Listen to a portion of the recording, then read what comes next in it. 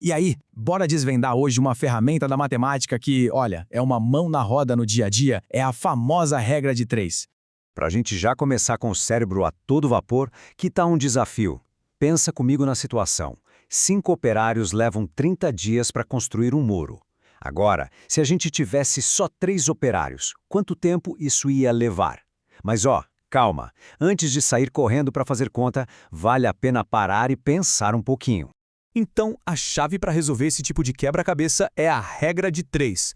O nome já dá uma dica e tanto, né? É basicamente um método que a gente usa para achar um quarto valor que está faltando quando a gente já tem outros 3 na mão. Simples assim.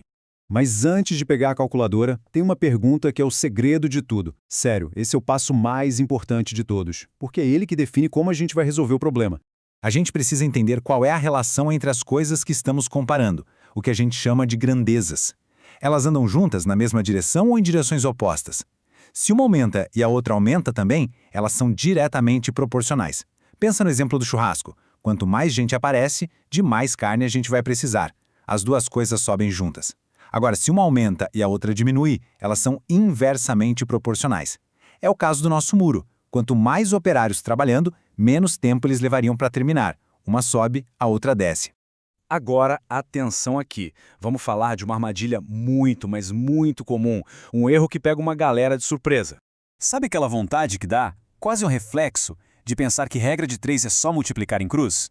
Tipo, é só fazer o x. Pois é, esse pensamento automático é um perigo. Vamos ver o que aconteceria se a gente fizesse isso sem pensar no nosso desafio dos operários. Se a gente simplesmente multiplicar cruzado, o cálculo daria 18 dias. Mas, peraí, para tudo. Como assim? Com menos gente trabalhando, o muro ficaria pronto mais rápido. Não faz o menor sentido, né? É impossível. Isso prova que esse método, nesse caso, está totalmente errado. Ok, então qual é o jeito certo? Vamos aprender agora os 2 caminhos para resolver esses problemas e nunca mais cair nessa cilada. Primeiro, vamos ver o caso em que as coisas são diretamente proporcionais. E para entender a lógica, o exemplo do churrasco é perfeito. Para não ter erro, o processo tem sempre 3 passos bem simples. Primeiro, a gente organiza os dados. Segundo, o passo mais importante, a gente analisa a proporção. E terceiro, a gente calcula da maneira correta. Vamos ver na prática? Primeiro passo, organizar tudo numa tabela. De um lado, o número de pessoas. Do outro, a quantidade de carne. A gente já sabe que 10 pessoas precisam de 6 quilos. A dúvida é, e para 25 pessoas? A gente coloca um X ali. Agora vem o ponto principal, a análise. Se o número de pessoas aumenta, a quantidade de carne precisa aumentar também, certo? As duas coisas sobem juntas, então são diretamente proporcionais. E é só nesse caso que a multiplicação cruzada funciona.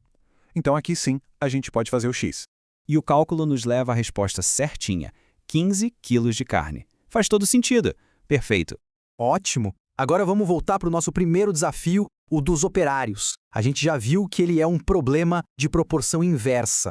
E para esse caso, tem uma dica de ouro da professora Giz que é impossível esquecer. Pensa num Jeep. Um Jeep anda como? Reto.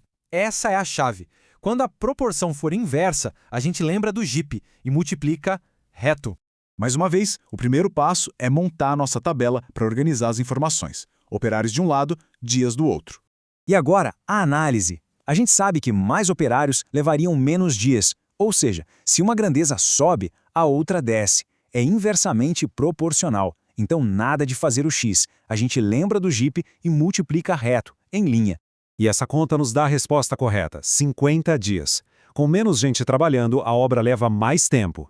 Agora sim, faz todo o sentido. Então, para a gente fechar e garantir que essa ideia fique bem clara, vamos revisar a lição mais importante de hoje. O grande segredo da regra de 3 é este. Antes de multiplicar qualquer coisa, pare e pense. As grandezas são diretas ou inversas? Se forem diretas, como no churrasco, aí sim a multiplicação é cruzada. Mas se forem inversas, como no caso dos operários, é só lembrar do Jeep e multiplicar reto. Esse é o pulo do gato. E agora, com essa ferramenta na mão, que tal começar a reparar? Em que problemas do dia a dia dá para usar a regra de 3? Pense numa receita que precisa ser aumentada, no tempo de uma viagem, no custo de um projeto. As aplicações estão por toda parte.